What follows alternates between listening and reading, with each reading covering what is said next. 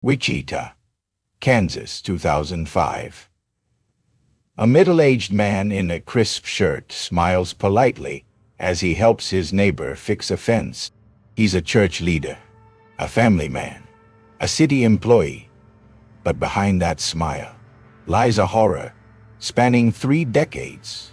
This man bound his victims, tortured them, killed them, and for 30 years, no one knew. His name? Dennis Rader. The world would come to know him as BTK. It's 1974. The Otero family's home is quiet on a cold January morning. Inside, chaos erupts. A man has broken in, calm, methodical. He binds the parents. He tortures them.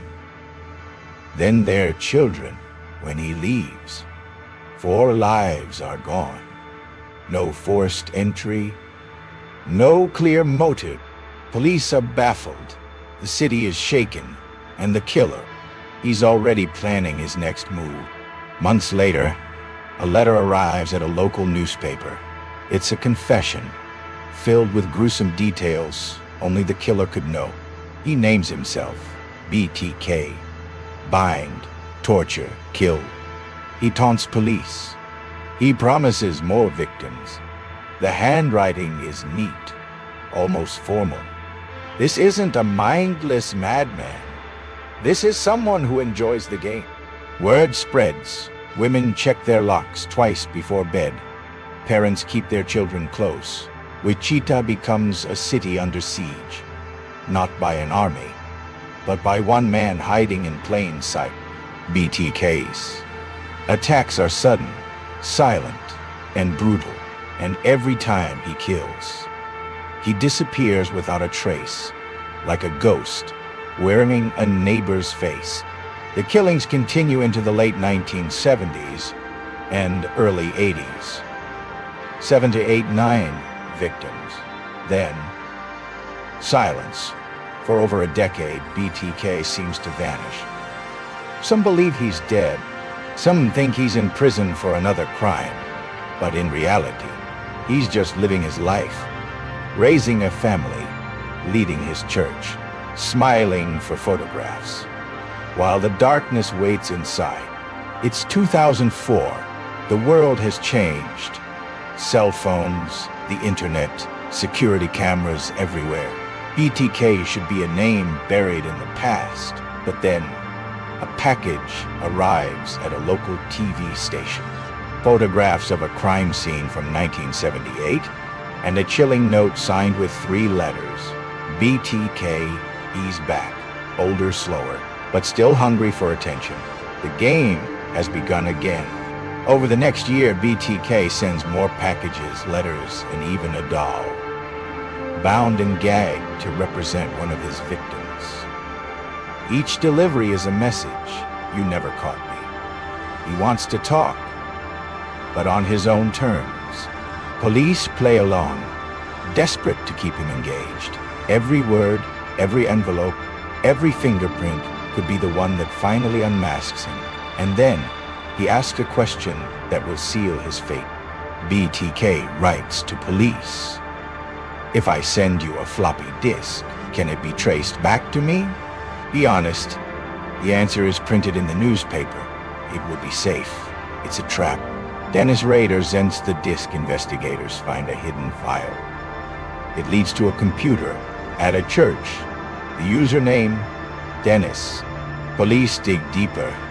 They discover Dennis Rader is a trusted church leader, married, 2 kids.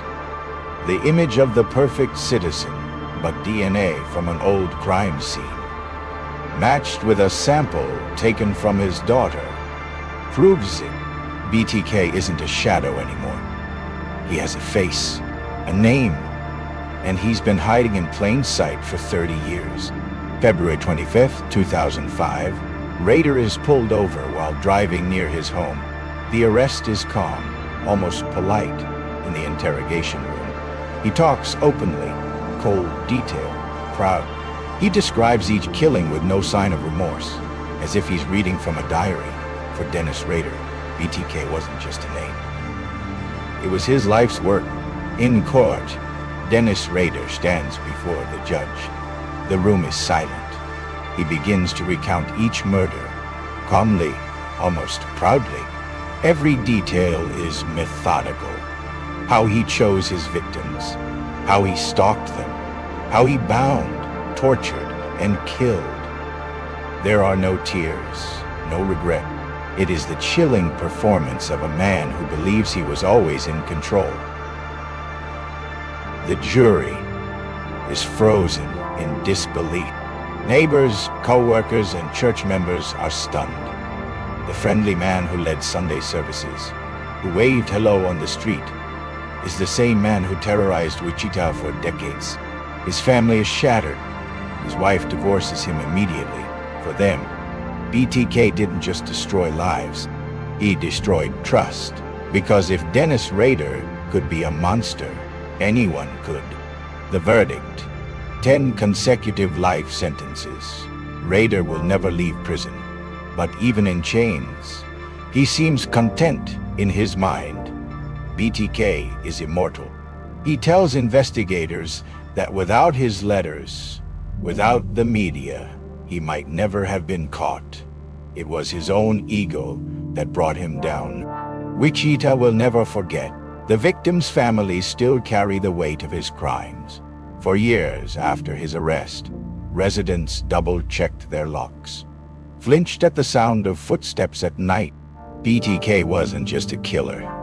He was a reminder that evil can live right next door and smile at you every morning. Today, Dennis Rader sits in a maximum security prison. He spends his days writing letters, reading the Bible, and occasionally speaking with journalists. He says he wants to be remembered, and he will be, not for his faith, not for his community service, but as BTK, the man who bound, tortured, and killed, and thought he'd never be caught. A monster hiding in plain sight. The perfect neighbor. The worst nightmare.